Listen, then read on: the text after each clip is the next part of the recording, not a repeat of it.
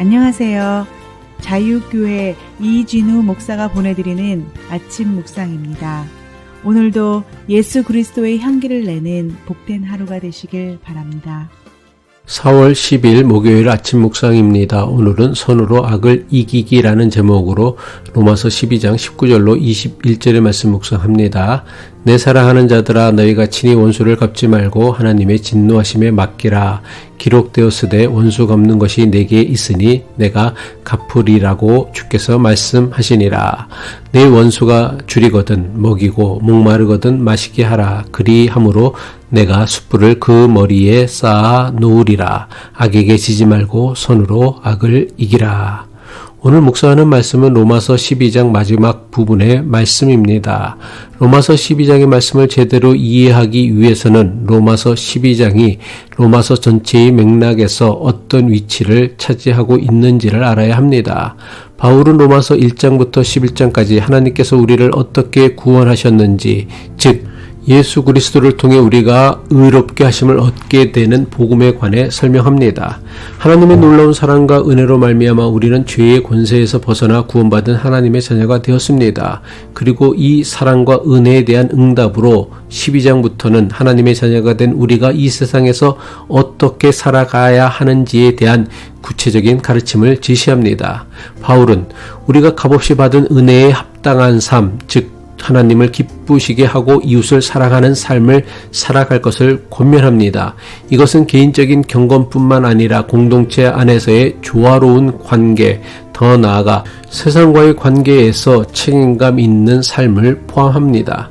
이러한 맥락 속에서 오늘 우리가 묵상하는 19절부터 21절 말씀은 세상에 속하여 살면서 우리가 겪게 되는 갈등과 악에 우리가 어떻게 대응해야 하는지에 대한 중요한 가르침을 줍니다. 바울은 먼저 친히 원수를 갚지 말고 하나님의 진노하심에 맡길 것을 관곡하게 권면합니다. 로마서 12장 19절이죠. 내 사랑하는 자들아 너희가 친히 원수를 갚지 말고 하나님의 진노하심에 맡기라. 기록되었으되 원수 갚는 것이 내게 있으니 내가 갚으리라고 주께서 말씀하시니라.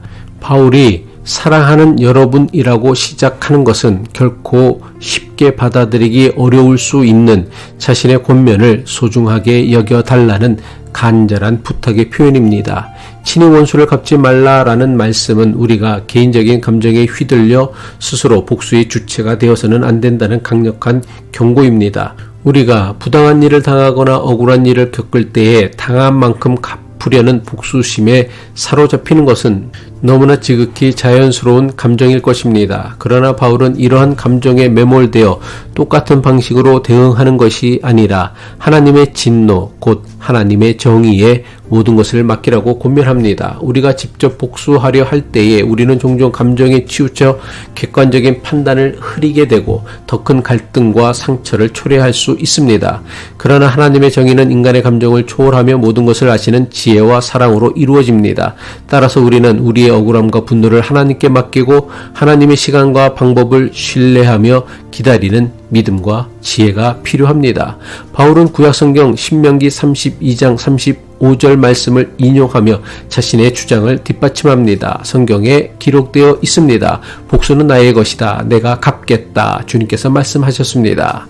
성경은 우리가 사적으로 복수하려는 것은 하나님의 주권을 침해하고 스스로 심판자가 되려는 교만이라고 경고한 것입니다. 성경이 사적인 복수를 금하는 것은 사적인 보복이나 복수는 우리의 원한을 해결하기보다 끊임없는 보복과 복수의 악순환에 빠지게 만들기 때문입니다. 우리는 하나님의 공의로운 심판을 믿고 그분께 우리의 짐을 맡김으로써 불안과 분노로부터 자유로워지고 진정한 평화를 누릴 수 있게 됩니다. 바울은 소극적으로 복수를 포기하는 것을 넘어 적극적으로 원수를 사랑하고 선을 행하라고 가르칩니다. 로마서 12장 20절이죠. 내 원수가 줄이거든 먹이고 목마르거든 마시게 하라. 그리함으로 내가 숯불을 그 머리에 쌓아 놓으리라.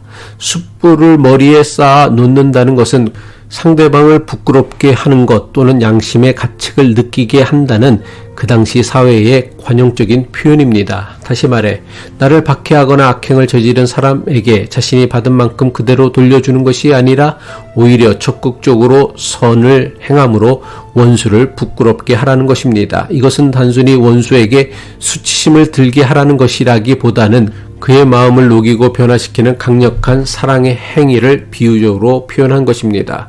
우리 예상치 못한 친절과 사랑은 원수의 마음을 흔들고 자신이 저지른 악한 행동을 되돌아보게 만들 수 있다는 것입니다. 이것은 단순한 보복이나 응징을 넘어 관계의 회복과 변화를 목표로 하는 적극적인 사랑의 실천입니다. 예수님께서 산상수훈에서 내 원수를 사랑하며 너를 박해하는 자를 위하여 기도하라 라고 말씀하신 것과 같은 맥락입니다. 우리가 원수에게 베푸는 선행은 그를 당하게 만들고 자신의 적대적인 태도를 무색하게 만들 수 있습니다. 물론 이러한 사랑의 실천은 매우 어렵고 고통스러울 수 있습니다. 그러나 예수 그리스도께서 몸소 보여주신 사랑의 정신을 따르는 것이 우리가 마땅히 따라가야 할 믿음의 길입니다.